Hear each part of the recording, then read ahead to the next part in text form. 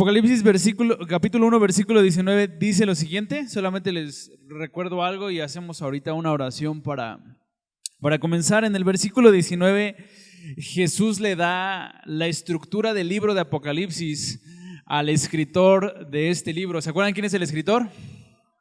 El apóstol Juan, el amigo de Jesús aquí en la tierra. Y en el versículo 19, Jesús le va a explicar al apóstol Juan la estructura del libro del Apocalipsis. Entonces, por eso yo les decía que Apocalipsis es un libro que en cierto sentido no es tan difícil de entender, porque Jesús mismo nos da la estructura del libro. No tenemos que tratar de adivinar cómo está estructurado. Si ustedes se han metido más profundo a estudiar el libro de Apocalipsis, hay gente que piensa que Apocalipsis es como, no está contado como en línea, como una historia de principio a fin, sino que está contado como algo así, como una espiral, como una película que de repente te muestra escenas del futuro y luego te regresa al presente y luego al futuro y luego al presente. Pero Apocalipsis no está estructurado así. ¿Cómo lo sabemos? Por lo que Jesús le dijo a Juan. Miren lo que dice el verso 19. Escribe las cosas que has visto y las que son y las que han de ser después de estas. Entonces Apocalipsis no es tan complicado de entender, porque Jesús nos dice que Juan va a escribir tres cosas principalmente. Todas las cosas que va a escribir Juan las va a meter en tres categorías. Primero va a escribir las cosas que ha visto.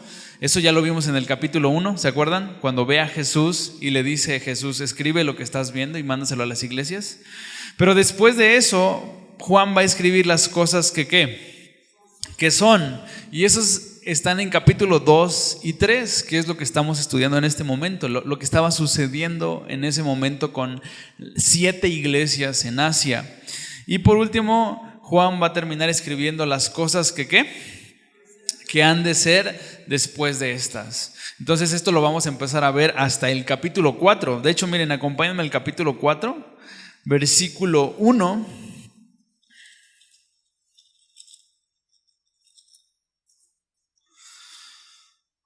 Empieza con una frase muy parecida a algo que acabamos de leer, porque en el 4.1 dice, después de esto miré. Y Juan va a empezar a escribir lo que va a suceder después de la etapa de la iglesia. Entonces, otra vez, les repito esto. Apocalipsis no es un libro difícil de entender, porque Jesús mismo nos da la estructura. Entonces, capítulo 1, las cosas que ha visto Juan, que es la persona de Jesús dándole un mensaje.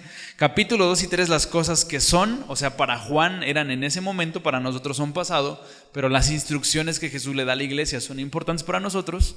Y del capítulo 4 hasta el 22, las cosas que han de ser después de estas. ¿Tienen alguna duda con capítulo 1, verso 19, hermanos? ¿Todo bien? ¿Vamos bien hasta aquí? Pues entonces acompáñenme a capítulo 2, verso 8. Hacemos una oración y comenzamos a estudiar 5 iglesias. Solamente nos va a dar tiempo de estudiar a 5 iglesias. Vamos a estudiar a Esmirna, Pérgamo, Tiatira, Sardis y Laodicea. Yo sé que cuando estudiamos Apocalipsis como que nos da curiosidad de saber qué va a pasar al final de los tiempos y qué eventos van a suceder que nosotros vamos a vivir. Pero hermanos, si en Apocalipsis, antes de saber qué es lo que va a pasar, Jesús quiere que atendamos qué es lo que Él nos quiere decir, es porque eso es importante. Entonces no menosprecien esta clase. A lo mejor no vamos a ver tantos terremotos o cosas así como sí lo vamos a ver después, pero creo que es algo que Jesús tiene en su corazón, que le urge decirle a su iglesia antes de que cosas empiecen a suceder aquí en la tierra. Como siempre les he dicho, capítulo 6 en adelante es el plan que Jesús tiene para restaurar la tierra, pero capítulo 2 y 3 es el plan que Jesús tiene para restaurar a su iglesia.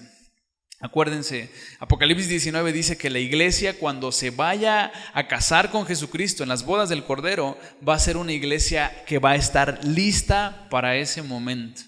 Jesús no se va a casar en yugo desigual, hermanos. Jesús no se va a casar con una esposa ahí medio inmadura, No, Jesús se va a casar con una esposa a su nivel. Y este es el plan que Él tiene para su iglesia. Y de hecho hace 8 días vimos una palabra muy confrontadora, ¿verdad? ¿Se acuerdan? La palabra que Dios tenía para la iglesia. ¿En dónde estaba esa iglesia, la primera iglesia? en Éfeso. ¿Y cuál fue la instrucción? Tienes que volver a tu primer amor. Tienes que hacer que todo lo que tú hagas en el cristianismo sea motivado por el amor. No te tienes que permitir ni un solo momento en el que tú estés haciendo cosas sin amarme.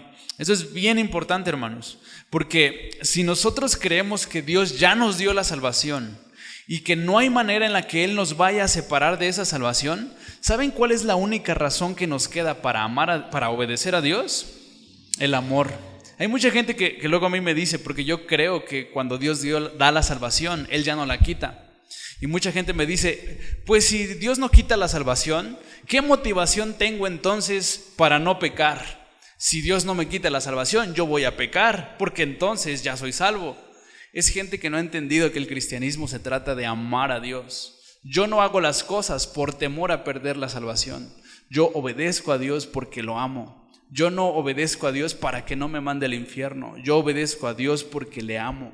Esa es la verdadera razón del cristianismo.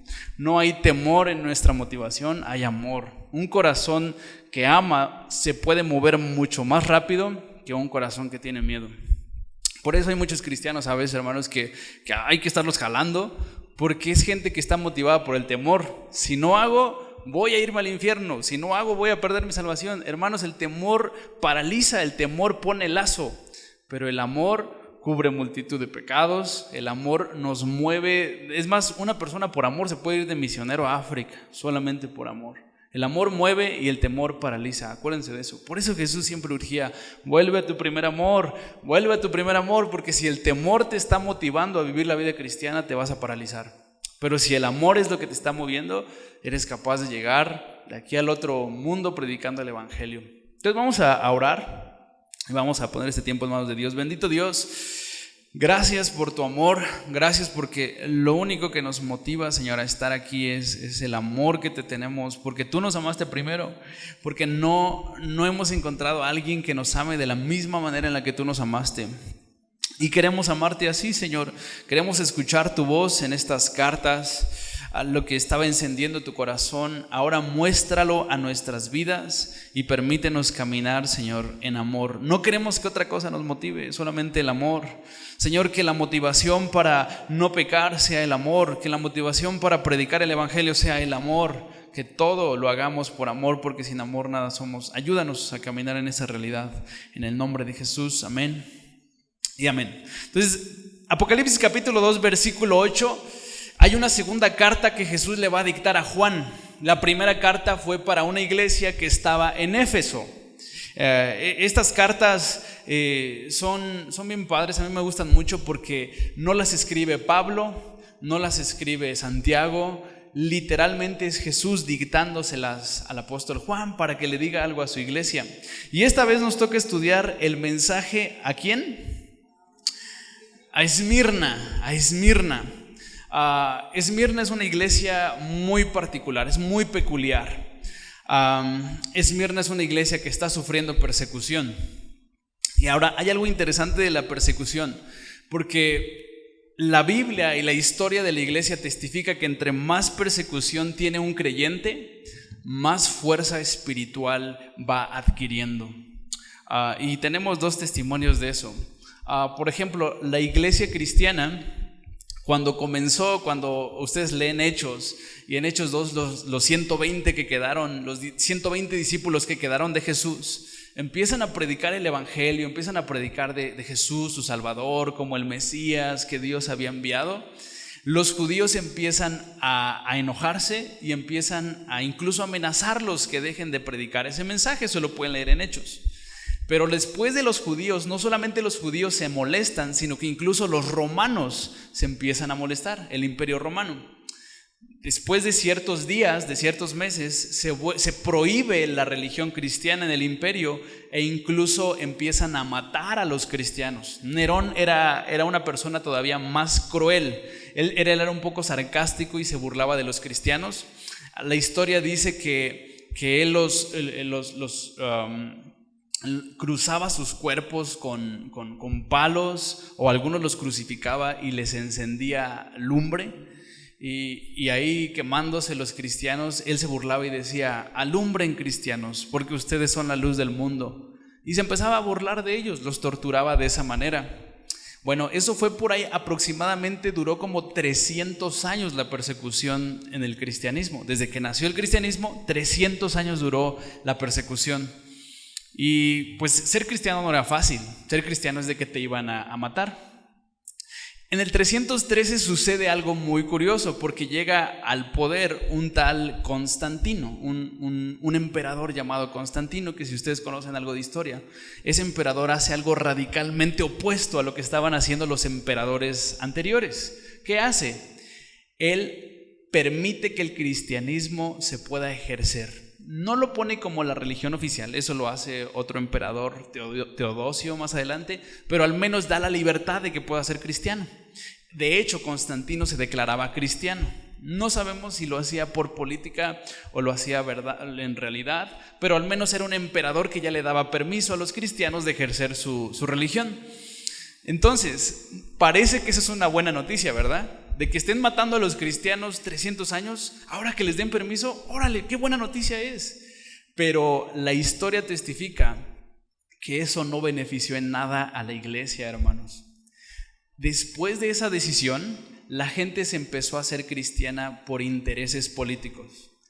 Pues si Constantino es cristiano y está agarrando a gente cristiana para ayudarle en la política, yo me voy a hacer cristiano para tener un hueso ahí con Constantino. Entonces, ser cristiano ya no costaba, ser cristiano era una ventaja. Y a partir de ahí el cristianismo se vino en declive. Parece que la persecución hacía que el cristianismo fuera más puro. No cabía la hipocresía, porque si tú te volvías cristiano, era una decisión muy radical en tu vida, te ibas a morir. Pero a partir de que el cristianismo se hizo oficial, sacabas muchas ventajas de ser cristiano. Y gente ya no se hacía cristiana por seguir a Jesús, sino por las ventajas que adquiría de eso. Entonces, la historia nos testifica que la persecución la ha hecho más bien que mal a la iglesia. De hecho, en la escritura siempre van a ver ustedes que relaciona la persecución con fuerza espiritual. Siempre dice, cuando estén pasando por persecución, tengan seguro que Dios está haciendo algo en ustedes. Siempre, siempre. ¿Por qué? Porque la hipocresía se muere en la persecución, hermanos. La hipocresía se muere en la persecución. Es decir, si ahorita, no sé, el gobierno los empezara a perseguir, créanme que quedarían los puros cristianos, y lo digo con todo el sentido de la palabra, los puros, los que no vienen aquí porque quieren sacar ventaja de algo, los que vienen aquí porque les van a dar dinero, los que vienen aquí porque aquí vienen sus amigos, porque el día que te persigan vas a valorar más tu vida que todo eso. Vas a decir, aunque pierda amigos, es mi vida. Y en el momento en el que esté en juego tu vida, se va a notar si realmente era puro tu manera de seguir a Jesús. Ahora, esta carta a Esmirna es una carta que Jesús la escribe de todo su corazón porque es a una iglesia que estaba siendo perseguida. Y vamos a ver en esta carta cómo podemos responder a las pruebas que estamos enfrentando. Mira lo que dice el verso 8. Y escribe al ángel, al líder de la iglesia en Esmirna. ¿Quién escribe? El primero y el postrero, el que estuvo muerto y vivió, dice esto: yo conozco tus obras y tu tribulación y tu pobreza, pero tú eres rico, y la blasfemia de los que dicen ser judíos y no lo son, sino sinagoga de Satanás. En el verso 9, lo primero que les quiere decir Jesús es: yo conozco lo que haces, yo sé lo que estás haciendo, Esmirna, yo sé tu trabajo, pero no solo sé lo que haces, sé lo que te está pasando, sé lo que estás padeciendo. Y tenemos que saber eso, hermanos. Jesús no solamente sabe lo que hacemos. A veces como que queremos hacer muchas cosas para Jesús, sí, Dios está bien conmigo. Pero hermanos, Jesús también sabe lo que estamos padeciendo. Jesús no solamente sabe lo que hacemos por Él, sino sabe cuando estamos padeciendo por Él. ¿Qué estaba padeciendo la iglesia en Esmirna? Miren lo que dice: yo conozco tus obras y número 1, ¿tú qué? Tu tribulación. ¿Qué quería decir Jesús con tu tribulación? Pues básicamente era una persecución literal. O sea, literal los estaban persiguiendo y los querían matar. O sea, era una persecución física. Los querían matar. No era una persecución de, ay, me están diciendo que soy un ignorante. No era ese tipo de persecución, eran una persecución literal. Los estaban buscando para matarlos. Ahora, ¿qué otra cosa les estaba pasando? Dice tu tribulación y ¿qué más? Tu pobreza. Era otra cosa que estaba padeciendo la iglesia en Esmirna. Tenían poco sostenimiento, iban al día, ahí medio tenían que ahorrar. Entonces, imagínate, de por sí eran pobres y la tribulación que tenía los hacía perder lo poco que tenían. Entonces era una iglesia que de por sí tiene poco y con la persecución estaban perdiendo lo poco que tenían. Ahora, aquí Jesús hace una observación. ¿Qué dice entre paréntesis su Biblia? Pero tú eres rico. Y eso está bien padre porque Jesús les está diciendo, tú piensas que eres pobre, tú piensas que no tienes nada, pero en realidad tú tienes más de lo que piensas que tienes.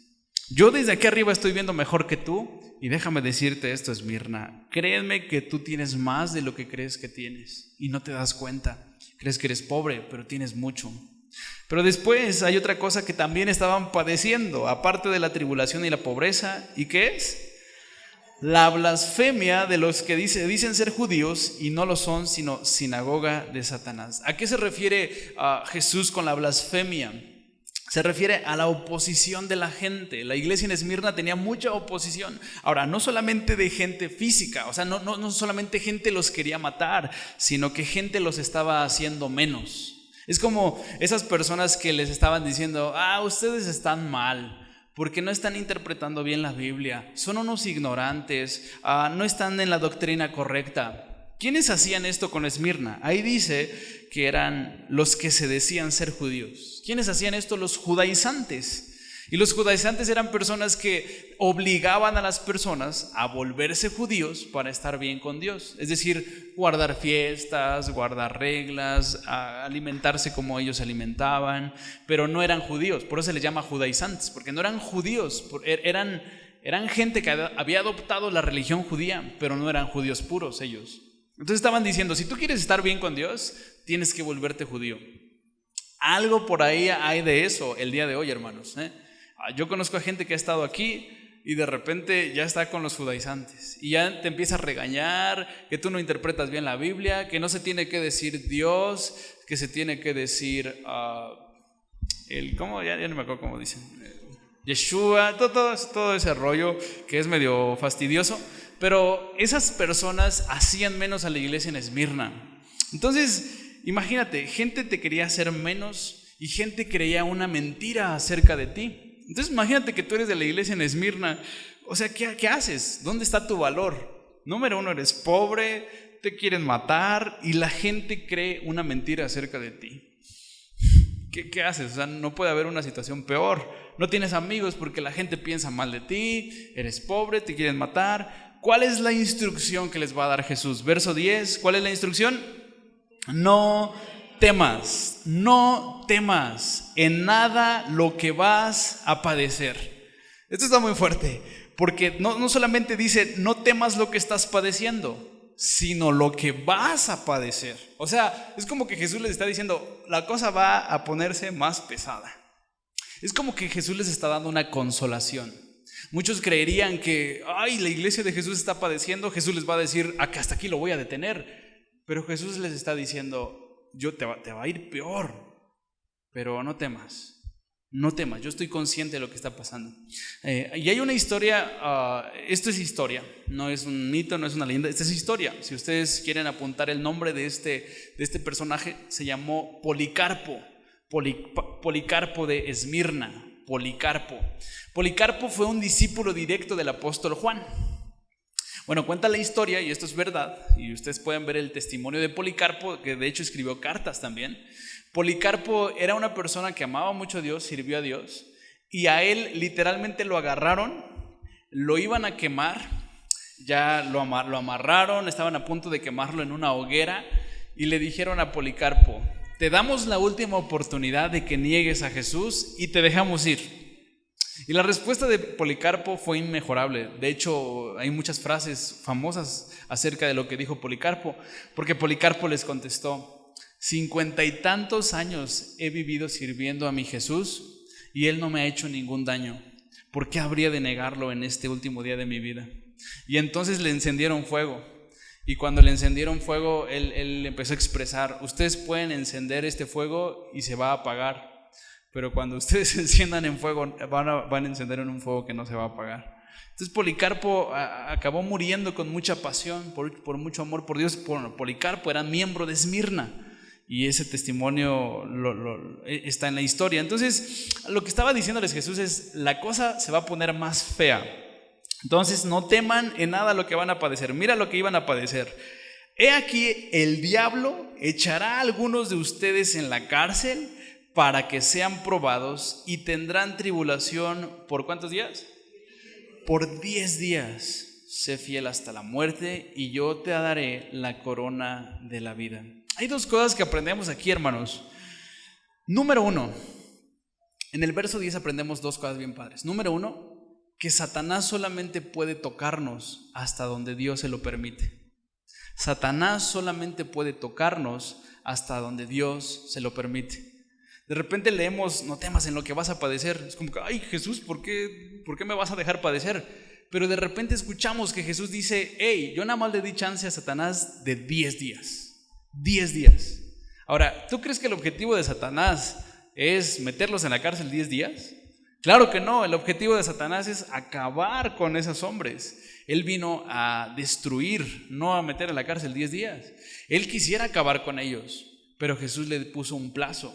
Dijo: solamente 10 días. Entonces aprendemos eso. Satanás solamente tiene autoridad hasta donde Dios se lo ha permitido.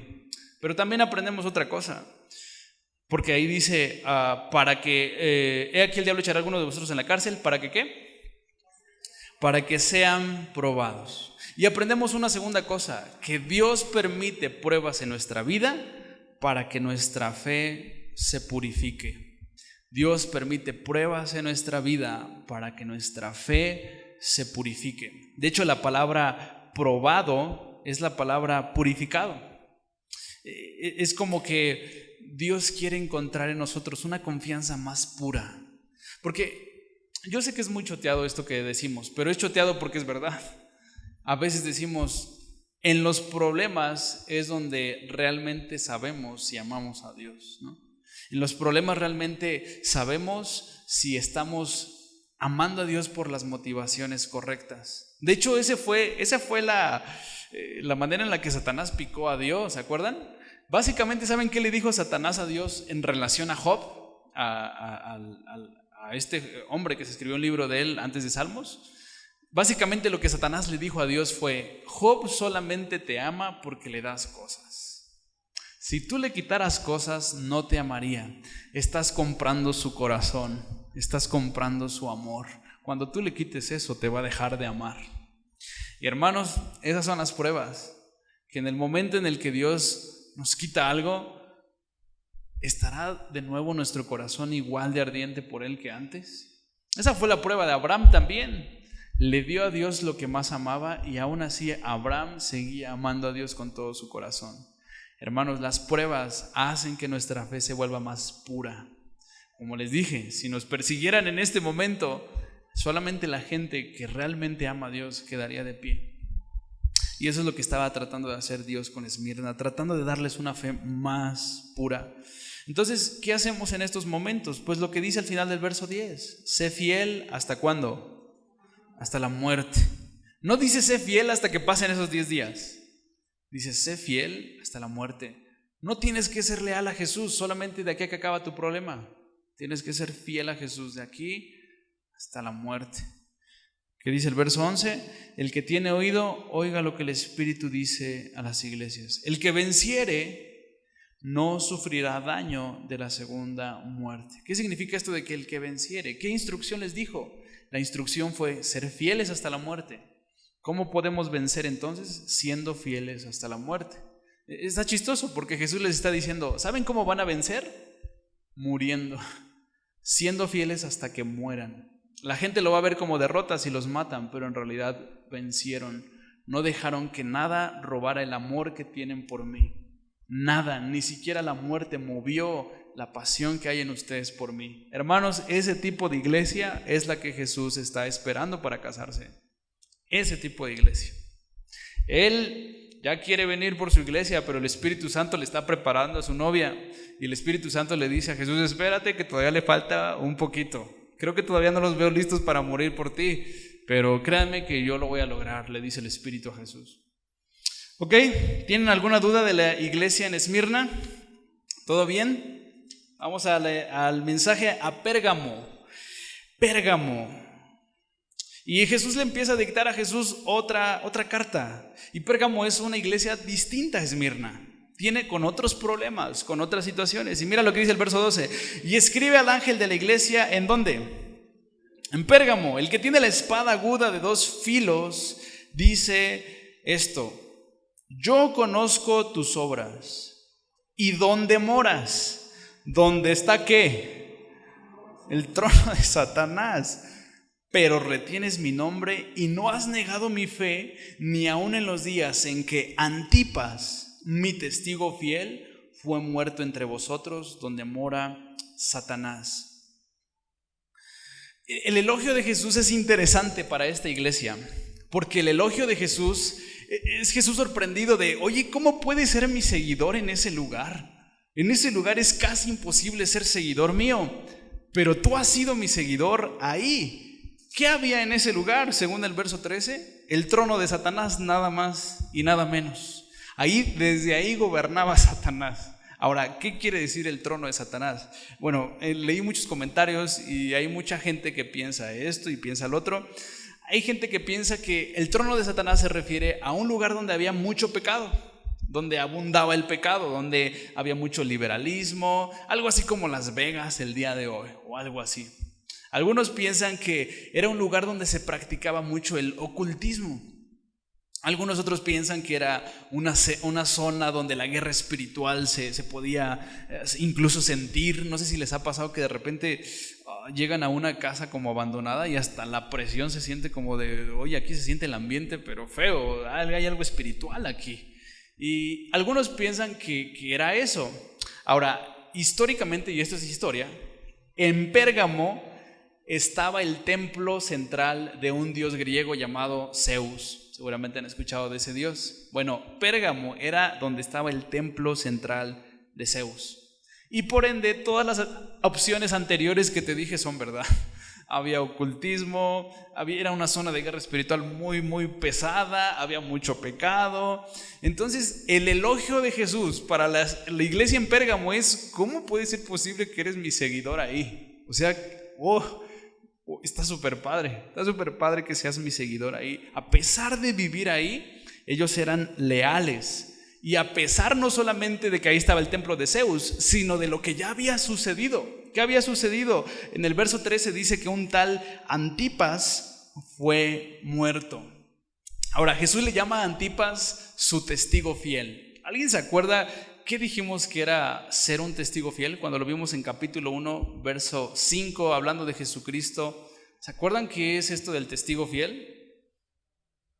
Exacto, que va a decir la verdad hasta las últimas consecuencias. Que no importa que se va a morir, él va a seguir diciendo la verdad. Todo lo contrario a nosotros a veces, ¿ah? Como que apenas si nos echan ojos de que, ay, si le digo la verdad le va a caer mal. Todo lo contrario.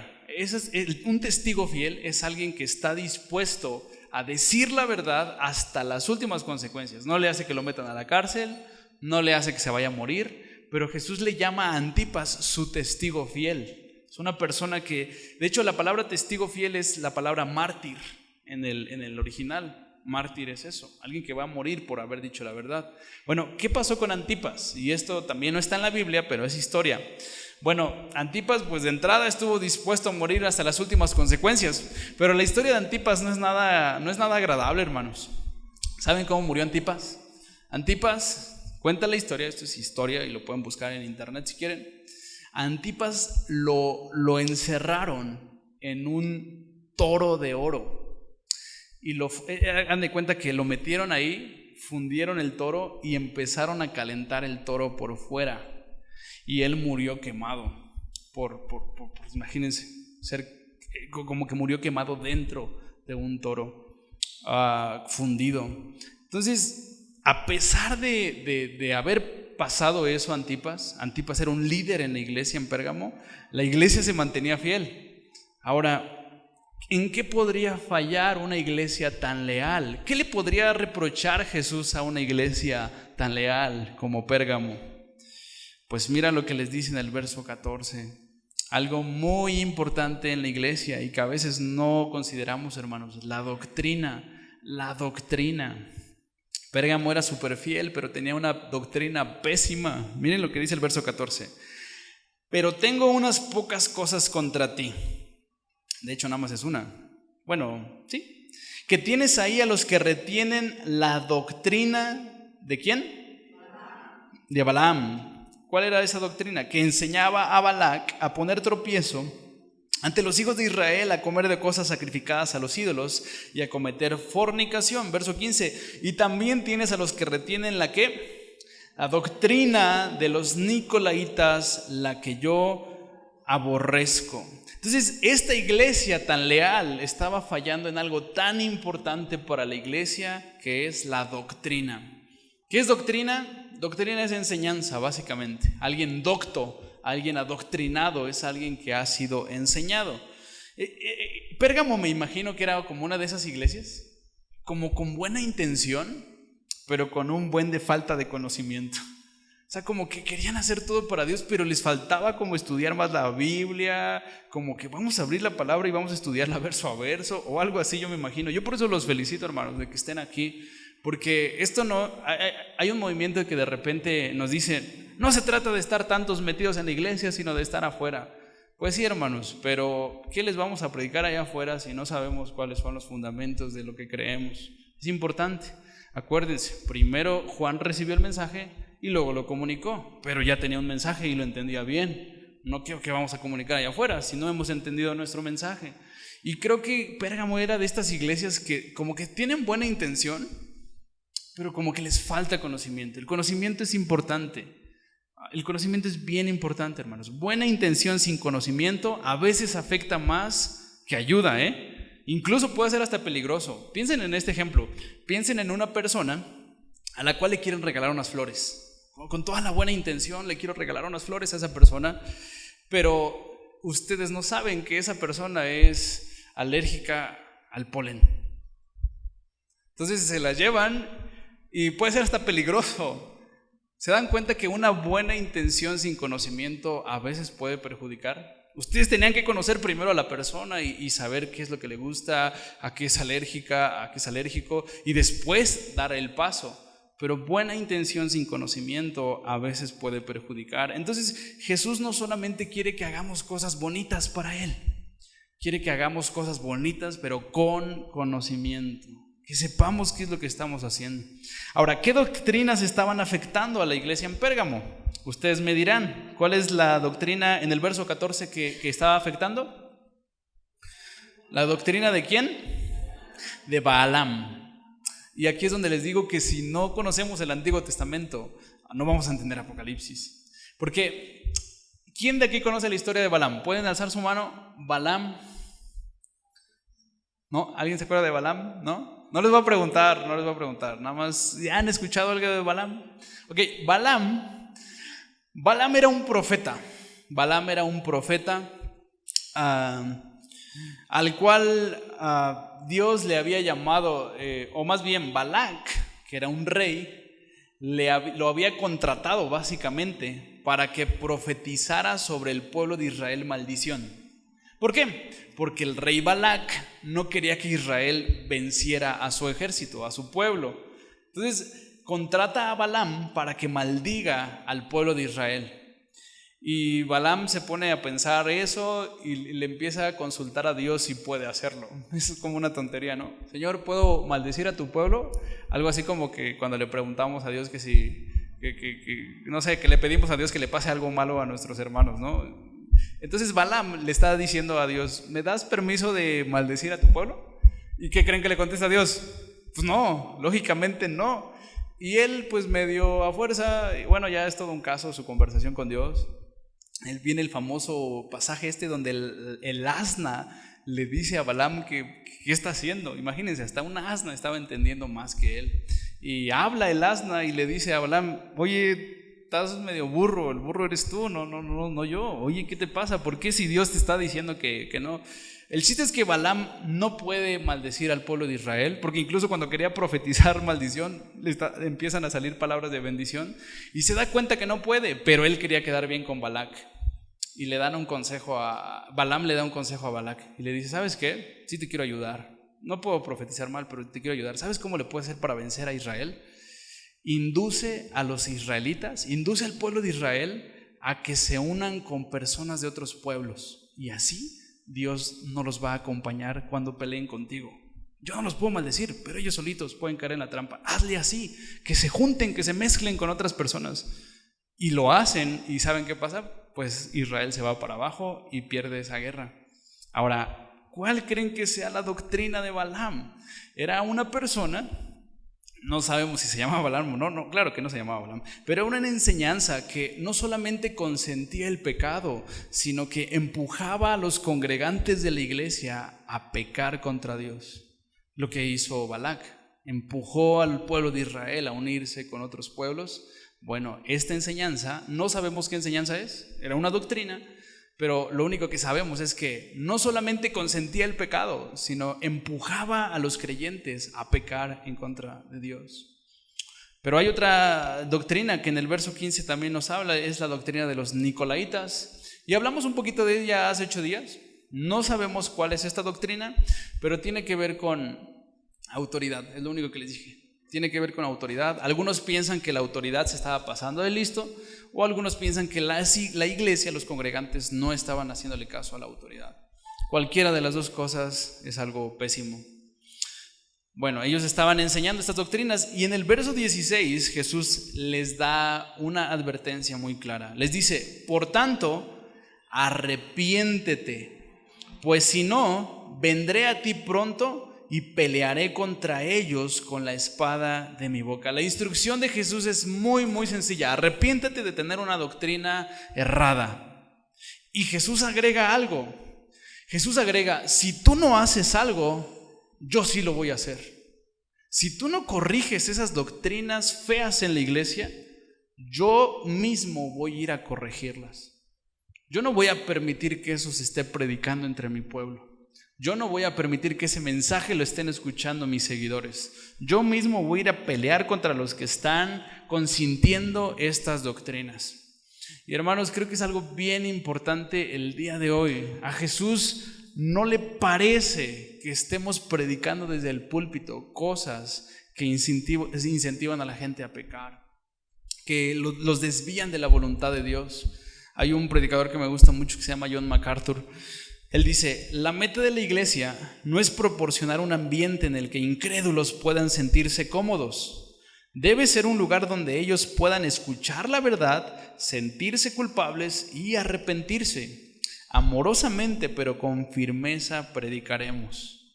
Y creo que eso es importante en la iglesia, hermanos. Que no consintamos ni una pizca de falta de santidad en la iglesia. Acuérdense, nos estamos preparando para ser la novia que Jesús espera. La falta de santidad en la iglesia detiene mucho lo que Dios quiere hacer con ella. Por eso Jesús le urge y le dice, si tú no haces nada, yo voy a ir a pelear, voy a ir y voy a pelear contra ellos. Dice el verso 17, el que tiene oído, oiga lo que el Espíritu dice a las iglesias. Al que venciere, al que venza la doctrina errada con la verdad, daré a comer del maná escondido y le daré una piedrecita blanca, y en la piedrecita escrito un nombre nuevo, el cual ninguno conoce sino aquel que lo recibe. Versículo 18, el mensaje a Tiatira. Lo vemos, denme 10 minutitos, lo vemos y nos damos a un break y regresamos con Sardis y Filadelfia. ¿Ok? ¿Vamos bien? Ya se siente el calorcito, Entonces, de volada, consideramos 10-15 minutos el mensaje a Tiatira y damos un break. Ahora sí ni se les va a antojar el café con tanto calor. Dice el verso 18, otro mensaje. Y escribe al ángel de la iglesia, ¿en dónde? En Tiatira. ¿Quién va a escribir? El Hijo de Dios, el que tiene ojos como llama de fuego. Esta es una indirecta, hermanos. Es como que Jesús le está diciendo, yo sé lo que estás haciendo, Tiatira, aunque nadie sepa. El que tiene ojos como llamas de fuego, y ahí te va otra indirecta, y pies semejantes ¿al qué? Al bronce bruñido, dice esto. ¿Alguien se acuerda qué dijimos que significaba el bronce en la Biblia? Juicio. ¿Qué indirecta le está dando Jesús a esta iglesia? Que Jesús va a juzgar a esta iglesia. Es muy, muy fuerte, porque a veces vemos a Jesucristo como el que va a juzgar la tierra y a los pecadores, pero Pedro dice que el juicio debe de comenzar por la casa de Dios. Y miren en qué situación estaba Tiatira. Verso 19. Yo conozco tus obras. Y miren todas las características de Tiatira. Creo que esta es la que más tiene. Y amor, y fe, y servicio, y tu paciencia, y que tus obras postreras son más que ¿qué? Que las primeras. Tiatira tiene un montón de cualidades, ¿se dieron cuenta? Tiene amor, tiene fe, tiene servicio, tiene paciencia, pero al final Jesús hace una mención especial. ¿Y saben qué mención especial les hace? Básicamente Jesús les dice: vas mejorando, Tiatira, vas mejorando. Esa es la mención especial. Eso es lo que Jesús le admira a Tiatira, que va mejorando. Porque estarán de acuerdo conmigo en que de repente platicamos con cristianos y muchos nos platican de sus mejores años, ¿no? Yo me acuerdo cuando iba a evangelizar a no sé dónde. ¿Cuándo fue eso, hermano? ¿Ayer? No, hace como 15 años. Yo era un super predicador, yo estaba apasionado por Dios. O sea, como que muchos se acuerdan de atrás como sus mejores tiempos. Y hoy en día está muy de moda también que muchos hablan como del futuro, como no, se vienen tiempos mejores, ¿no? Y este es tu año, y no, pero vemos que no avanzan. Entonces, Tiatira es la demostración de cómo debe de ser la vida de un cristiano. La vida de un cristiano siempre es que lo mejor siempre viene por delante. En Dios, hermanos, lo mejor siempre está por delante, no atrás. No atrás. Está súper padre lo que ha pasado antes, hermanos, pero en Dios siempre lo mejor está por delante. Eso nos lo demuestra la Biblia. La gloria postrera será mayor que la primera. Las mejores cosas siempre están por delante. Y Tiatira nos muestra cómo debe de vivir un cristiano. Un cristiano no debe de vivir recordando: hace 20 años yo era un súper cristiano, pero ahorita hablamos como si fuéramos así, ¿no? Pero el cristianismo es al revés, es así, hermanos. O sea, nuestro primer amor solamente fue el comienzo y tenemos de empezar a hacer cosas mayores en Dios. Lo mejor está por venir para nosotros, pero no es un cliché, es algo que Dios promete si nos aferramos a Él. Y Tiatira estaba viviendo así, sus obras eran mejores que las primeras, iban mejorando. Pero en el verso 20 hay una sola cosa que Jesús le tiene que reprochar a esta iglesia. Y seguramente esa cosa que le tenía que reprochar, ellos pensaban que era una virtud. Porque yo me he dado cuenta que hay iglesias que tienen el problema de Tiatira y piensan que es una virtud. Miren cuál era el problema. Verso 20.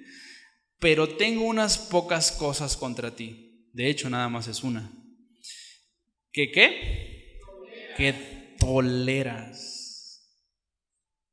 Esa palabrita, hermanos. Ellos pensaban que era una virtud tolerar. Y Jesús lo ve como algo que no le gusta.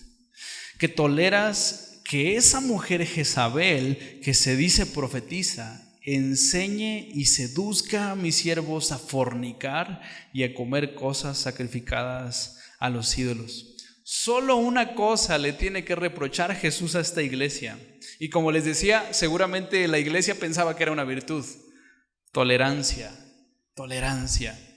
Yo me acuerdo que de niño yo veía los anuncios de Televisa y Televisa estaba haciendo como una campaña para poder promover los valores, que respeto, que responsabilidad, y mostraban la tolerancia como una virtud, como un valor que debemos tener.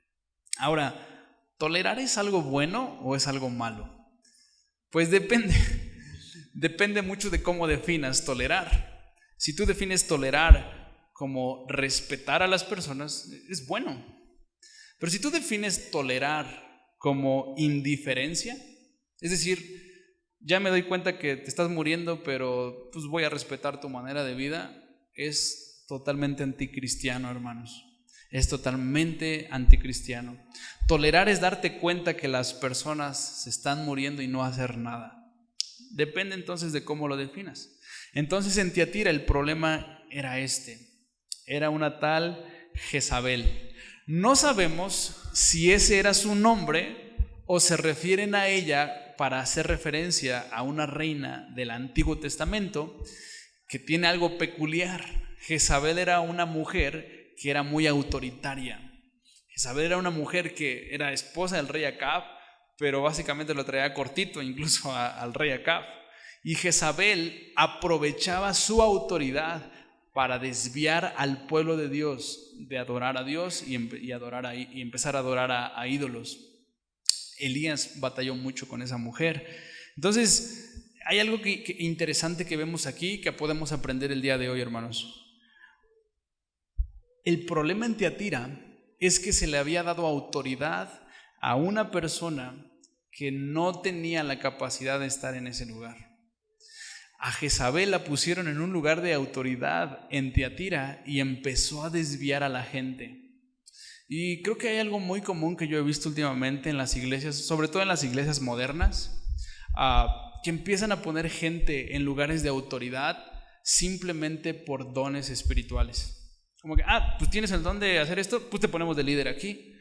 Pero hermanos, cuando Pablo lista las cosas, las cualidades y características para que una persona sea un diácono, un obispo, alguien que ya tiene una influencia, una autoridad, e incluso la autoridad incluso de servir a las mesas, como en Hechos 6. Servir a las mesas no era repartir comida, era administrar lo que llegaba y repartirlo a las viudas. No era repartir comida, era más como distribución y administración. Pero aún esas cosas, hermanos, los primeros cristianos y aún Jesús es muy celoso de cómo las administramos. Entonces, no cualquier persona puede estar en lugares de autoridad, porque autoridad es influencia, estás influenciando a personas. Y aquí le dieron permiso a una mujer llamada Jezabel y todo lo que produjo, pues miren lo que produjo. ¿Qué hacía con lo que enseñaba? Dice que enseñaba y seducía a los siervos de Jesús, ¿a qué? A fornicar. Entonces, en nombre de Dios, esta mujer estaba enseñando y animando a la gente a vivir en impureza física e impureza espiritual. Entonces, es importante entender eso, hermanos. Por eso, el pastor ha establecido de un tiempo para acá que si una persona quiere servir, primero entre a un discipulado. Yo sé que hay mucha gente que de repente es como que, ¿y por qué tengo que entrar a un discipulado? Yo ya sé eso y no sé qué. Pero el discipulado no es un curso nada más, hermanos. Esto es un curso. Pero un discipulado, tú conoces a gente, tú conoces a la persona que está contigo, se vuelven amistad, se vuelven amigos. Una persona que la iglesia no conoce no puede estar en un lugar de autoridad. Imagínense qué miedo. ¿Por qué tendríamos que poner a una persona en un lugar de autoridad que no conocemos? ¿Qué temor es eso? Le estamos dando mucho poder a esa persona y ni la conocemos. Y Jezabel hizo todo esto, descarrió a un montón de gente y miren qué es lo que hace Jesús cuando la iglesia está viviendo en pecado. Es algo muy característico de Jesús. Verso 21. Me gusta esto de Jesús. Porque ¿qué reacción tiene Jesús? Dice el verso 21, ¿qué ha hecho Jesús? Le he dado tiempo, dice Jesús. Me gusta esto de Jesús porque yo creo que lo primero que pensaríamos que va a hacer Jesús es luego venir órale, ¿dónde te agarré? No, Jesús no hace eso de primeras, ni siquiera con esta tal Jezabel. Dice que le ha dado tiempo, ¿para qué? Para que se arrepienta, pero ¿qué? No quiere arrepentirse de su fornicación. Eso está bien padre porque Jesús ve el pecado y otra vez, no lo juzga luego, sino que le da tiempo para arrepentirse. Eso es muy característico de Jesús, hermanos. Muy característico de Jesús. Y yo he visto que hay gente que confunde el te voy a dar tiempo para que te arrepientas con el pues Dios no está tan molesto con lo que estoy haciendo. Hay gente que confunde eso. Y de repente Jesús le está dando tiempo y no ha salido a la luz. Y mira, no te ha pasado nada y yo te estoy dando tiempo para arrepentirte, no estoy consintiendo que hagas eso. Entonces de repente gente peca y dice, pues no pasa nada, pues creo que hasta me va mejor, creo, me bendice Dios. Pero Jesús no está contento con lo que está pasando, Jesús está dando tiempo para que se arrepientan. Le ha dado tiempo para que se arrepienta. ¿Cuánto tiempo le dio a Jezabel? No sabemos. porque es diferente para cada persona. En ocasión pueden ser días, en ocasión pueden ser años. Nadie sabe el plazo que tiene con Dios. Nadie sabe el plazo que Dios te está... Tú no sabes el plazo que Dios te está dando para arrepentirte. Yo no sé qué estés haciendo que nadie sepa y que nadie te ha cachado, pero el hecho de que Dios no te ha permitido que salga a la luz tu pecado no quiere decir que Dios esté contento. Puede que hoy haya sido tu última oportunidad, o puede que te vaya a seguir dando oportunidades. Yo no sé, Él es Dios, yo no sé cuánto tiempo te va a dar, pero si tú no aprovechas ese tiempo para arrepentirte, mira lo que le pasó a Teatira, porque le dio tiempo y no quisieron arrepentirse. ¿Qué pasa entonces? Verso 22, he aquí, yo la arrojo en cama y en gran tribulación a los que con ella adulteran. Mira, también a los que se dejaron influenciar, si no se arrepienten de las obras de ella, y a sus hijos heriré de muerte, y todas las iglesias sabrán que yo soy el que escudriña la mente y el corazón. Yo sé qué está pasando y os daré a cada uno según vuestras obras. Me gusta el verso 22 y 23, porque Jesús sí espera, pero no tolera. Jesús sí espera, pero no tolera. Nunca te olvides de eso. Ay, estoy engañando a mi mujer y no se da cuenta. Jesús espera, pero no tolera. Y Él va a juzgar a los que se están dejando seducir también. No son unas blancas palomitas. Entonces, ¿para qué hace esto Jesús? Me gusta lo que dice el verso 23. Y a sus hijos heriré de muerte, y todas las iglesias, ¿qué? Sabrán. ¿Sabes por qué Jesús está juzgando a Tiatira? Lo hace para que todas las iglesias sepan.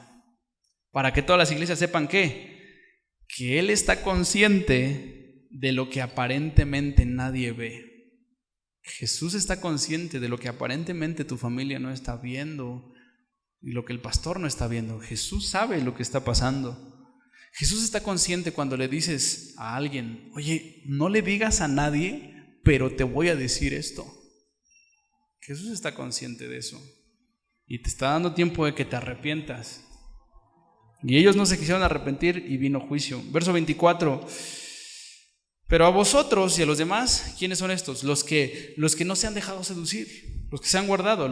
Pero a vosotros y a los demás que están en Tiatira, a cuantos no tienen esa doctrina de Jezabel y no han conocido lo que ellos llaman las profundidades de Satanás, yo os digo, no os impondré otra carga, pero lo que tenéis, retenedlo hasta que yo venga. Básicamente, los que no se han dejado seducir, manténganse así, en discernimiento. Verso 26.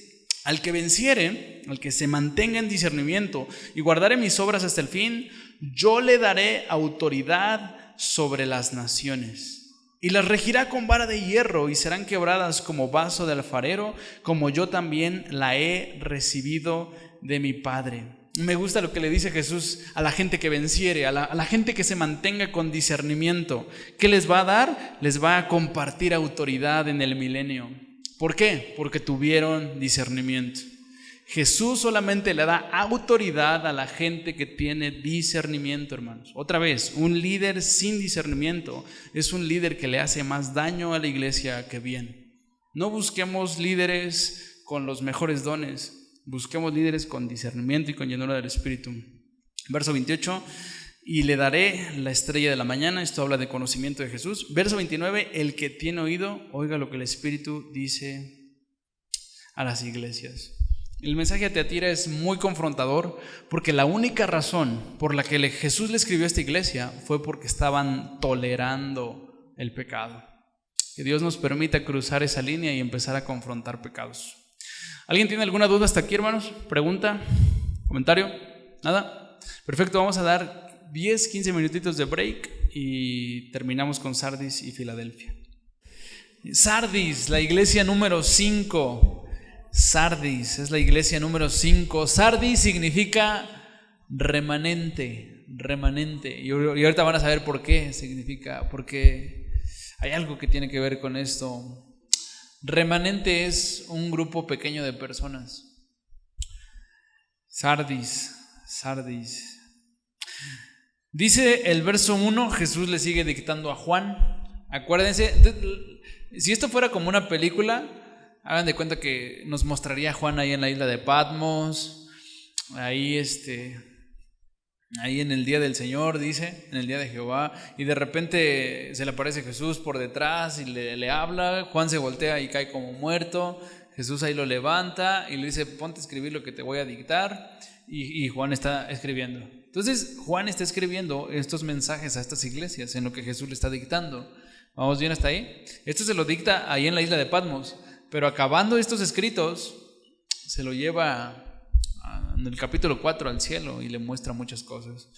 Entonces, capítulo 3, verso 1, Jesús le está dictando a Juan y dice, le da una instrucción Jesús a Juan: escribe al ángel, al líder de la iglesia, ¿en dónde?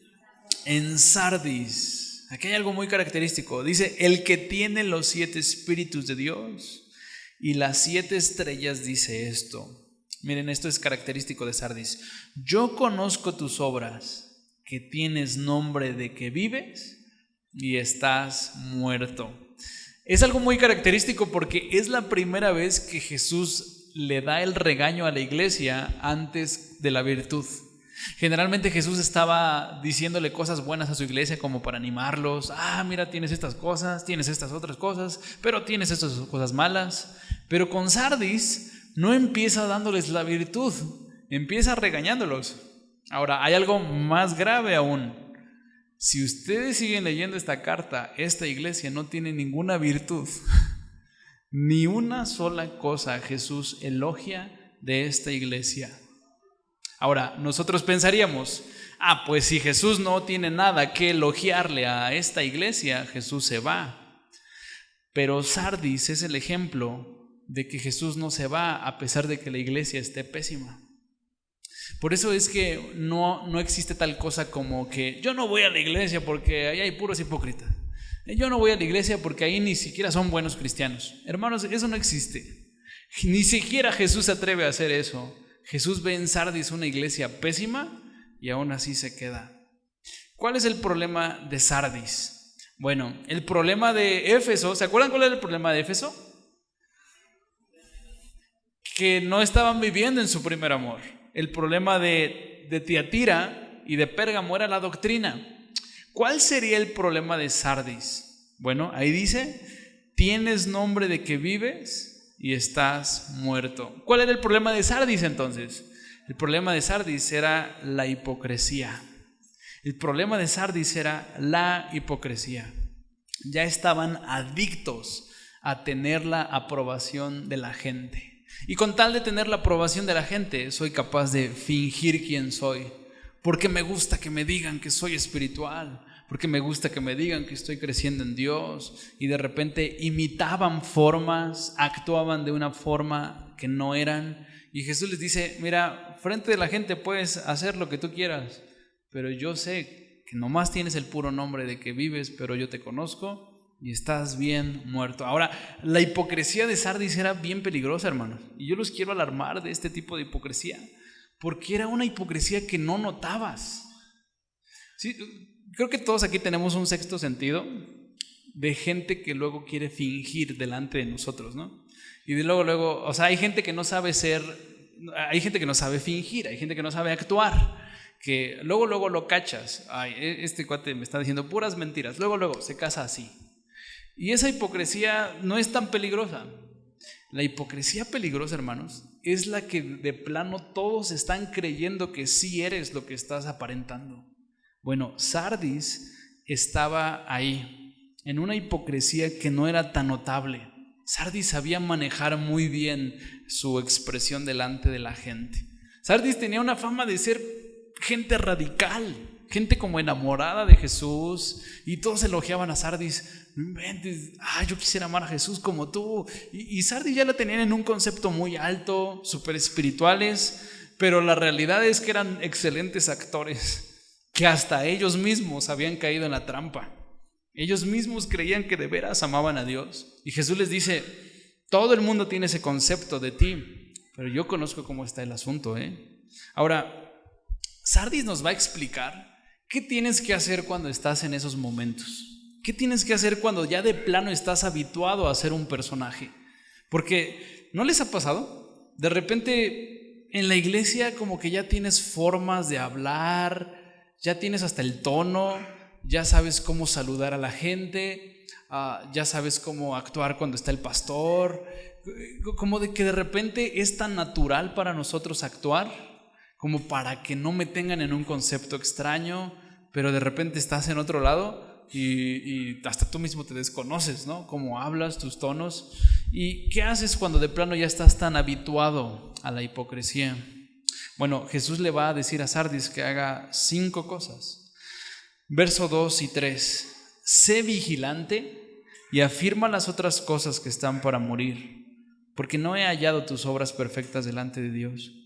Acuérdate pues de lo que has recibido y oído, y guárdalo y arrepiéntete, pues si no velas, vendré sobre ti como ladrón y no sabrás a qué hora vendré sobre ti. En el verso 2 está la primera instrucción, que es: sé vigilante, sé vigilante. Ahora, si ustedes traen otra versión aquí, ser vigilante tiene que ver con velar. Ser vigilante no es nada más estar checando, sino ser un velador, alguien que en la noche está despierto. De hecho, otras versiones no dicen sé vigilante, dice despierta, despierta. Y es como que si Jesús le estuviera diciendo a Sardis: déjate de engañar. O sea, el primer paso para dejar de ser un hipócrita es que tú mismo dejes de creerte que realmente eres eso. O sea, reconoce que no eres la gran cosa. Ya estuvo. No, y a veces estamos tan habituados a eso, ¿no, hermanos? Como, ¿y cómo está, hermano? En victoria, ¿no? Y ni tú te la crees esa. Entonces, lo primero que tienes que hacer es como, ya déjate de engañar y empieza a reconocer que no estás en victoria. Pero ¿cómo voy a reconocer eso? ¿Eso quiere decir que Dios no me tiene en victoria? Sí te quiere tener en victoria, pero primero tienes que humillarte para reconocer que no estás en victoria. Entonces, lo que le dice Jesús es: despierta, déjate de engañar. Yo puedo resucitar a uno muerto. Sé vigilante. Y después dice: afirma las otras cosas que están para morir. Esta es la segunda instrucción, porque no he hallado tus obras perfectas delante de Dios. ¿Qué quiere decir con afirma las otras cosas que están por venir? Es como que si Jesús les está diciendo: rescata todavía lo que todavía tiene solución. Rescata lo que todavía tiene solución. Es decir, yo me he dado cuenta, hermanos, que de repente en mi caminar con Cristo hay muchas cosas en las que yo voy creciendo, disciplinas en las que yo voy creciendo, que la hipocresía es capaz de detenerme o incluso de quitarme. Por ejemplo, la oración. La oración es una disciplina en la que uno puede ir creciendo, puede ir madurando, puede ir aprendiendo a tener comunión con Dios, pero de repente, por causa de que te oigan orar de una manera, de que digan: ay, no inventes, qué espiritual es Obed cuando ora, de repente puedes perder algo que Dios te estaba ayudando a crecer. Y así hay muchas cosas en el cristianismo que por causa de la hipocresía se pueden perder. Y es lo que les está diciendo Jesús: hey, tienes buenas cosas, pero si tú no cambias tu actitud hipócrita, las vas a perder. Entonces rescata, todavía hay solución, deja de ser un hipócrita. Y en el verso 3 les da una tercera instrucción: acuérdate pues de lo que has recibido y oído. Esta tercera instrucción es: yo te he estado diciendo algo, Sardis, acuérdate de lo que te he estado diciendo y guárdalo. Después dice, esa es la cuarta instrucción. Y número 5, arrepiéntete. Ahora, ¿por qué Jesús les dice que se acuerden de lo que les está pidiendo? Porque es bien común, incluso Jesús lo puso en la parábola del sembrador. Es bien común que Jesús nos hable algo y en el momento como que hasta te emocionas, ¿no? Dios me habló esto y lo tengo aquí anotado. Y de repente sales y ya te empezaste a llenar de compromisos, de afanes de esta vida, y se te olvida lo que Dios te estaba pidiendo. Y dices: ya sé que Dios me dijo, pero lo voy a hacer después. Y Jesús dice: no tomes en saco roto lo que yo te estoy diciendo. Hermanos, es un privilegio que Dios nos esté hablando cosas. Es un privilegio. Gente le está pidiendo ahorita en este momento en oración a Dios: Dios, háblame, dime algo, dame una instrucción. Y de repente nos da instrucciones a nosotros y no lo hacemos. Entonces Jesús está diciendo: guárdalo y arrepiéntete. Es decir, hazlo. No nada más te emociones de que Dios te habló. Está muy de moda eso hoy en día. Dios me habló, y el Salmo no sé qué, y el Malaquías, pero ahí no termina la cosa. Termina en obedecer y en arrepentirte. Verso 4. Pero tienes unas pocas personas en Sardis que no han manchado sus vestiduras y andarán conmigo en vestiduras blancas. ¿Por qué? Porque son dignas. Este versículo es uno de mis versículos favoritos, porque Jesús está reconociendo no solamente a gente que se mantuvo sin hipocresía, sino que está reconociendo a gente aun cuando son poquitos. La mayoría está viviendo en hipocresía y yo creo que esas pocas personas han de haber sido unas 5, 6. Y esas personas Jesús sabe quiénes son.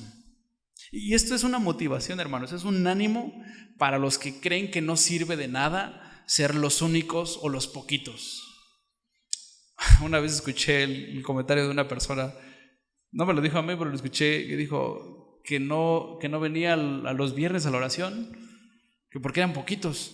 No, yo no voy porque son poquitos.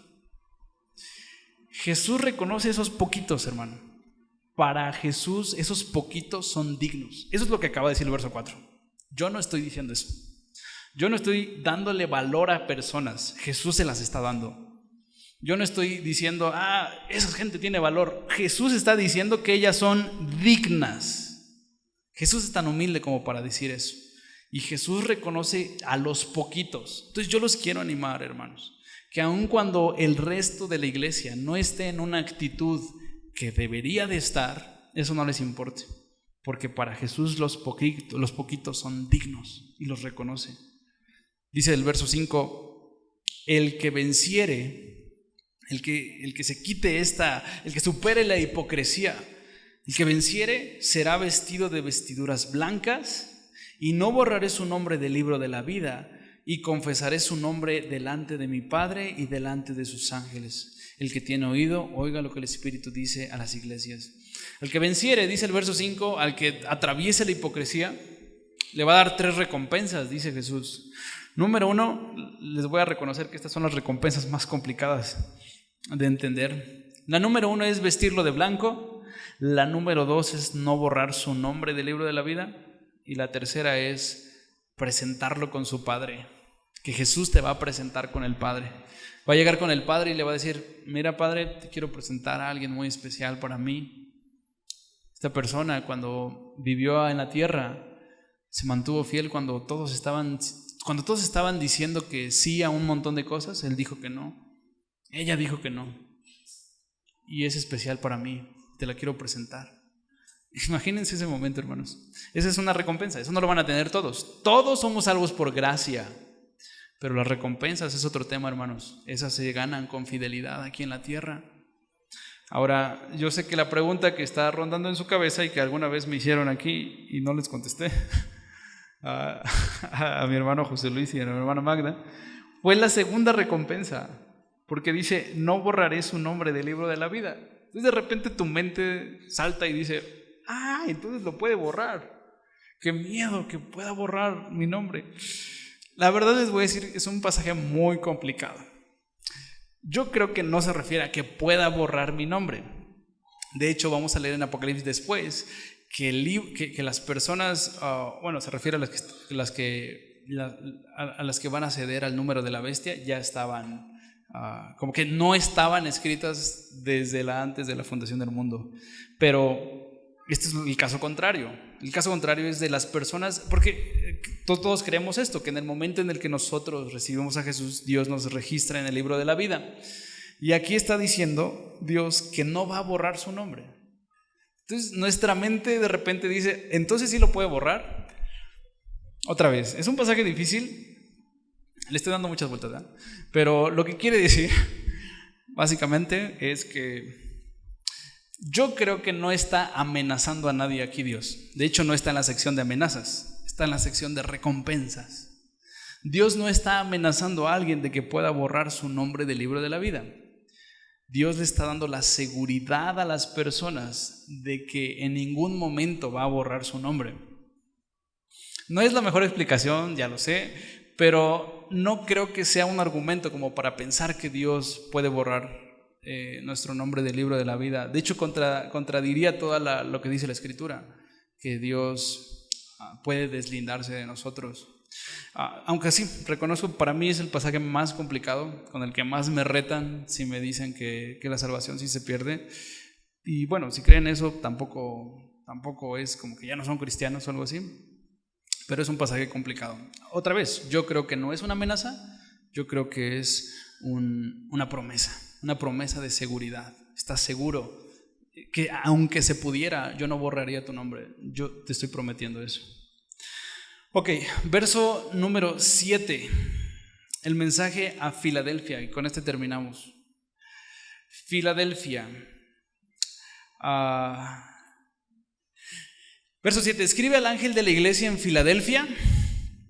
Esto dice el santo, el verdadero, y aquí añade un nombre que Jesús no había mencionado de sí mismo hasta este momento, porque los demás los había mencionado en capítulo 1, pero aquí hay algo interesante. Dice, el que tiene la llave de David, el que abre y ninguno cierra, y cierra y ninguno abre. Es un nombre que Jesús no había mencionado antes acerca de sí mismo. ¿A qué se refiere con el que tiene la llave de David? Bueno, Jesús está tomando este nombre de un pasaje de Isaías 22:22. Si lo quieren escribir y lo checan en casa, que hay que leer todo el capítulo para entender a qué se refiere. Pero cuando habla del que tiene la llave de David, se refiere a un tesorero.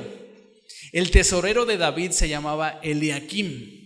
Era el que guardaba los tesoros de David y tenía la llave. David le había dado autoridad a Eliakim para administrar sus tesoros. Nadie podía tocar los tesoros de David más que Eliakim. Y es como si Jesús estuviera diciendo, yo soy el que tengo la llave para todos los tesoros, yo abro todos los tesoros, yo tengo la autoridad de hacerlo. Pero también yo soy, porque lo que dice después, que Él abre y ninguno cierra y cierra y ninguno abre, Jesús es alguien que hace que las cosas sucedan o no. Eso me gusta mucho de Jesús, porque Jesús es nuestro amigo, hermanos, y Jesús puede hacer que las cosas sucedan o no. De hecho, le está presentando una oportunidad a Filadelfia en el verso 8. Quiero que lo noten. Dice en el verso 8, yo conozco tus obras. Y mira lo primerito que le dice, he aquí he puesto delante de ti una puerta abierta, la cual nadie puede cerrar, porque aunque tienes poca fuerza, has guardado mi palabra y no has negado mi nombre. Esta carta es bien interesante, hermanos, porque Jesús no les dice nada bueno ni malo. Hasta este momento Jesús venía diciendo, mira, te voy a decir cosas buenas, mírate, una vez te voy a decir cosas malas. Pero cuando Jesús le está dictando esto a Juan, hay algo que lo apresura a Jesús. Es como, a ver, escríbele a Filadelfia esto. ¡Hey, Filadelfia! Filadelfia, escríbeles que yo les he abierto una puerta. O sea, no les digas ahorita qué tienen malo y qué tienen bueno. Escríbeles que hay una urgencia. Yo les he dado una oportunidad y no se están dando cuenta. Filadelfia, te estoy abriendo una puerta y no te estás dando cuenta, pon atención. Y eso es característico de las oportunidades, hermanos, oportunidades. ¿Saben qué es algo que las oportunidades tienen? Que tú no sabes si van a volver a pasar. Tú puedes estar rechazando una oportunidad ahorita de trabajo, de relación, de ministerio, de bla, bla, bla, y tú no sabes si va a volver a ocurrir.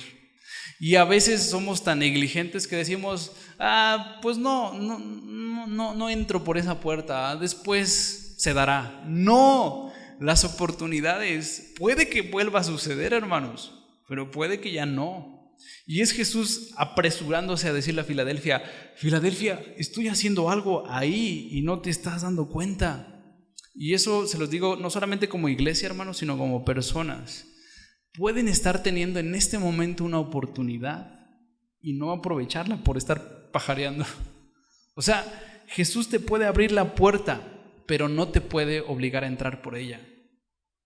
Y es lo que está haciendo con Filadelfia. ¡Hey, abre los ojos, por favor! Te estoy abriendo una oportunidad como nunca antes la habías tenido y necesito que entres. Es urgente. Por eso no le escribe nada bueno ni nada malo, es como una urgencia que tenía. Entonces yo quiero que medites en eso. Jesús te da las oportunidades, pero no te puede obligar a entrar a ellas. A lo mejor identifica algo que Dios te está abriendo la oportunidad y tú en tu negligencia, no, después. Y es Jesús, no, entra, yo soy el que abre y nadie cierra y cierra y nadie abre. Abrí esta super oportunidad. Algo más de las oportunidades, hermanos. Porque si ustedes leen el verso 8, se darán cuenta que Filadelfia no se había creado su propia oportunidad. Dios había abierto la oportunidad. ¿Cómo sabemos que Filadelfia no se había creado su propia oportunidad?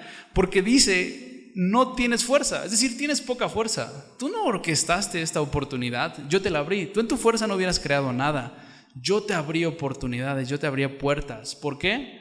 Porque has guardado mi palabra, dice el verso 8. Porque has guardado mi palabra. Entonces yo te voy a dar una recomendación. No te preocupes de forzar puertas, de forzar chapas. No te preocupes de abrir puertas o de buscar oportunidades. Él es el que tiene la llave. Tú lo único que tienes que ocuparte es de guardar su palabra. Filadelfia estaba guardando su palabra y Dios le estaba abriendo puertas. Entonces, si tú te ocupas de guardar su palabra, Él te va a abrir puertas. Tú no tienes que construir tus propias oportunidades. Lo único que quiere Jesús es que tú guardes su palabra. Y Él te va a abrir puertas. Y en el momento te va a decir, entra ya. O sea, tú no creaste esta oportunidad, yo te la di porque has guardado mi palabra. Entonces, como cristianos no nos corresponde estar forzando chapas. Nos corresponde guardar su palabra y cuando Dios abre puertas, aprovecharlas. Verso 9 dice, he aquí yo entrego de la sinagoga de Satanás a los que se dicen ser judíos y no lo son, sino que mienten. He aquí yo haré que vengan y se postren a tus pies y reconozcan que yo te he amado. Entonces Jesús le tenía que decir dos cosas a Filadelfia. Número uno, que aprovecharan esa oportunidad. No sabemos qué era, solamente les estaba diciendo aprovechenla. Y número dos, les está dando un ánimo acerca de la gente que los estaba acosando. Y otra vez, son los judaizantes, los que los menospreciaban. ¿Y qué va a hacer Jesús según el verso 9? Me gusta el verso 9, porque Jesús los va a vindicar. ¿Qué es vindicar? Vindicar es una palabra bien famosa en la Biblia, pero a veces no sabemos qué es vindicar. Vindicar, ¿han leído los salmos de vindicación? De repente estos salmos de vindícame y de vindicación. ¿Qué es vindicar? Vindicar es que supongamos que te están acusando injustamente o que te están haciendo un chisme de algo que tú no hiciste y de repente tú te quieres defender, pero dices, yo no me voy a defender. Pero ¿cómo se van a enterar entonces que no hice lo que me están diciendo que hice? Bueno, llega una persona y con pruebas demuestra que tú no eras lo que estaban diciendo todos. Esa persona te vindicó. De hecho, se usa mucho en la Biblia para mostrar que el Padre vindicó a Jesús. ¿Cómo lo vindicó? Cuando lo resucitó de los muertos. O sea, cuando Jesús resucita de los muertos, la gente que acusaba a Jesús de ser un falso, dijo, creo que tenía razón. Esa es la manera en la que Dios lo vindicó, la manera en la que Dios dijo, era verdad lo que estaba diciendo, porque Él dijo que iba a resucitar y yo lo resucité. Entonces, vindicar es que demuestres que alguien está siendo acusado injustamente. Es lo que está haciendo Jesús con sus siervos en el verso 9. Les está diciendo, mira, los judaizantes los tratan de ignorantes, de brutos, de tontos, pero en la era venidera yo voy a hacer que ellos se postren ante ustedes y que reconozcan que yo les amo a ustedes. Jesús es muy tierno y muy amoroso. Eso es lo que va a hacer Jesús. Y eso nos da descanso, hermanos. Para cuando nos están creando chismes, para cuando gente está diciendo cosas de nosotros, tenemos la tentación siempre de mostrar que no es cierto, como de, entonces tú dile que esto, ¿no? No tenemos que hacer eso, hermanos. Tenemos que actuar como Jesús, que cuando padecía injustamente, le dejaba la responsabilidad a Dios de vindicar, y Dios vindicaba. Verso 10. Por cuanto has guardado la palabra de mi paciencia, yo también te guardaré ¿de qué? De la hora de la prueba que ha de venir sobre el mundo entero para probar a los que moran sobre la tierra. O sea, por fieles, Dios los iba a guardar de la hora de la prueba. Ahora, ¿qué quiere decir la hora de la prueba? Una cosa es que Dios te guarde de la prueba y otra cosa es que te guarde de la hora de la prueba. ¿Qué sería que Dios te guardara de la prueba? Pues que te permitiera pasar la prueba, pero que te mantuviera salvo en medio de ese fuego. Por ejemplo, los amigos de Daniel pasaron por la prueba, pero Dios los guardó del fuego. Guardarte de la hora de la prueba es que no pasas por la prueba. Es diferente. Y parece ser que en el verso 10 Dios está haciendo una promesa de que su iglesia no va a pasar por la gran tribulación. Algunos comentaristas dicen eso, algunos otros no están muy de acuerdo, pero parece ser que a eso se refieren. Verso 11 dice: he aquí yo vengo pronto, retén lo que tienes para que ninguno tome tu corona, es decir, mantente fiel. Verso 12: al que venciere, yo lo haré columna en el templo de mi Dios. Es decir, alguien muy importante ahí, un servidor del cual dependerán muchas cosas, y nunca más saldrá de allí. Y otra cosa, escribiré sobre él el nombre de mi Dios y el nombre de la ciudad de mi Dios, la nueva Jerusalén, la cual desciende del cielo, de mi Dios, y mi nombre nuevo. El que tiene oído, oiga lo que el Espíritu dice a las iglesias. Son dos tipos de recompensas. La primera es que lo va a hacer una columna, que es lo que te decía, que es como que le va a dar autoridad en el templo. Acuérdense, literalmente Jesús va a reinar desde un templo, y gente que haya vencido, que haya sido fiel en esta era, va a estar ayudándole a Jesús en el templo. Me gusta este concepto de columna, porque es como si les estuviera diciendo: ¿has sido una columna en esta vida? O sea, nada te ha tirado, vas a ser una columna en la era venidera. Y después le dice: yo voy a poner mi nombre sobre ti, voy a escribir mi nombre sobre ti. ¿Qué significa eso? Siempre que vean en la Biblia eso, significa que Dios le quería dar un mensaje a la gente con lo que escribía sobre las personas. Por ejemplo, Caín, ¿se acuerdan de Caín? Cuando mata a Abel, Caín le dice a Dios: ay, me van a matar, entonces yo no quiero morirme. Ok, voy a escribir algo en ti para que la gente sepa que yo les estoy enviando un mensaje de que no se tienen que meter contigo. Entonces, cuando escribe Dios algo sobre nosotros, es que quiere comunicarle algo a la gente. ¿Qué va a escribir? Pues va a escribir el nombre de Dios, de la ciudad de mi Dios, el nombre nuevo de Jesús, y de la nueva Jerusalén. Entonces, es como que Dios va a explicar muchas cosas a través de ti en la era venidera, acerca de la nueva Jerusalén, del nuevo nombre de Jesús y de todo eso. Vas a ser un precursor, vas a ser un mensajero, porque allá no todos van a entender lo mismo, hermanos, ¿eh? Ese es otro concepto que está medio raro, que allá todos vamos a llegar en el mismo nivel de conocimiento de Dios. No, vamos a tener cuerpos glorificados, pero no todos vamos a saber lo mismo acerca de Dios. Gente va a tener la autoridad para enseñar a otros profundidades y misterios de Dios. De eso se va a tratar la eternidad, y esa va a ser una recompensa para la gente que sea fiel en esta era. Y pues terminamos, nos falta una iglesia, pero esa la vamos a ver la próxima semana. Y capítulo 4 y capítulo 5, que ya se empiezan a poner un poquito más complicados. Y el 6 pues ni se diga. Pero bueno, la próxima semana continuamos. Sí, hermana. Ok, mi nombre nuevo significa que Jesús va a mostrar parte de su personalidad que nosotros no conocemos. Acuérdense que el nombre en la Biblia no quiere decir cómo te llamas. Cuando Dios le dijo a Jacob, ¿cuál es tu nombre? No le estaba diciendo cómo te llamas, le estaba diciendo: hey, dime cuál es tu personalidad. El nombre en la Biblia es algo más profundo que cómo te llamas. Entonces Jesús, cuando estemos en la era venidera, Jesús nos va a decir un título nuevo de Él que nadie conoce, así como el príncipe de paz, como el testigo fiel, el primogénito de los muertos. De repente va a expresarnos algo de Él que nadie sabía, y eso va a explotar en adoración. Eso, wow, eres esto. El saber que Él es príncipe de paz nos da paz, nos da alzar las manos, pero en aquel momento va a decir un nombre nuevo que nadie sabía. Jesús, también eres esto. Y vamos a explotar en adoración. Y gente, a lo mejor, ¿y eso qué significa? Entonces Dios va a escribir sobre ciertas personas: ok, te doy la autoridad de que expliques qué significa esto. Ok, así, hermano. Ok, sí, la hermana Lupita me pedía de favor, y vamos a orar por eso, y después oramos para despedirnos, que oráramos, porque mañana tiene una junta, me dijo.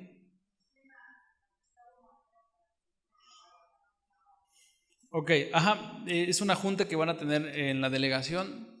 Hubo un problema aquí en el tianguis de los sábados, entonces creo que tienen planeado hablar eso, tocar esos asuntos, y pues está en juego el trabajo de nuestra hermana y de varios hermanos que trabajan ahí. Exacto, entonces vamos a pedirle a Dios eso, que tenga el control sobre esa junta, ok, y después oramos para despedirnos. Bendito Dios y Padre, gracias Gracias por ser bueno con nosotros. Gracias por acordarte de tu iglesia. Gracias por preparar a tu iglesia para ese momento en el que nos vamos a encontrar contigo. Queremos pedirte que nos ayudes a hacer la iglesia que tú quieres. Yo te pido por mis hermanos, por mí, que enciendas nuestros corazones, que el saber qué es lo que tú piensas nos anime, Señor, a considerar al menos el deseo, Señor, de estar listos para esa boda. Ayúdanos a prepararnos como una novia se prepara para su boda. Queremos hacerlo también. Gracias por lo que nos has hablado. Queremos pedirte por la situación de la delegación, Señor, de lo que pasó el sábado aquí, de lo que va a pasar mañana en la junta. Yo te pido que le permitas a mis hermanos hallar gracia delante de los delegados y de que puedan ellos restaurar su trabajo, Señor, que ellos puedan seguirse ganando el dinero como tú estableciste que se ganara. Te pido que le des gracia delante de los delegados, Señor, y que puedan llegar a un buen término. Cumple tus propósitos a través de todo esto y demuéstranos, Señor, que tú eres capaz de hacer las cosas cuando te lo pedimos. Llévanos a casa con bien y guárdanos. En el nombre de Jesús. Amén. Amén. Pues que Dios les bendiga, hermanos. Estamos despedidos.